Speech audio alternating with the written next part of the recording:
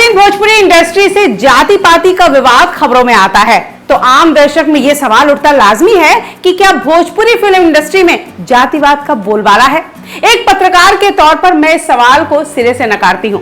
आप भी सुपरस्टार के फहरिस्त पर नजर डालिए तो इस बात से सहमत हो जाएंगे कि भोजपुरी फिल्म इंडस्ट्री जातिवाद के दम पर नहीं बल्कि प्रतिभा के दम पर चलती है।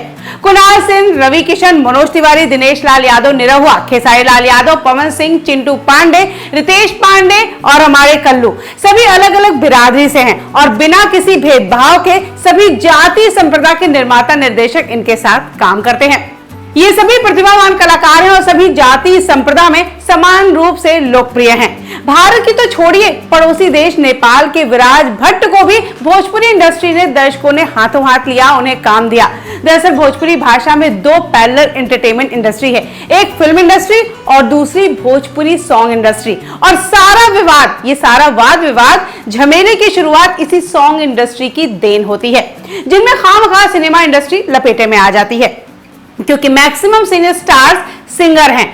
एल्बम इंडस्ट्री में इन्वेस्टमेंट कम है और ऊपर से ऑटो ट्यून प्लानिंग ने गायन को आसान बना दिया है, इसलिए इसमें औसतन दर्जे के सिंगर भी भेड़ चाल मचाए रखते हैं और ऊल जुलूल और द्व्यर्थी गाने गाकर शोहरत पाने की होड़ में लग जाते हैं। इसी का नतीजा है कि आए दिन विवादों का जन्म होता रहता है।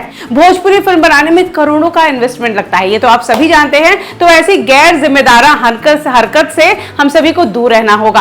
अब तो अश्लीलता से भी भोजपुरी सिनेमा ने अपना पल्ला झाड़ना शुरू कर लिया है और बेहतरीन फिल्में बनाने में लग गए हैं। उम्मीद करते हैं कि फिल्म इंडस्ट्री के लोग एल्बम इंडस्ट्री के छीछा लेदर से बचकर रहेंगे और एक अच्छी फिल्मों का निर्माण करेंगे। दो बड़े एक्टर जो आपस में लड़ते हैं किसी एल्बम के गाने को लेकर, उस चीज का भी तूल अब बंद होगा।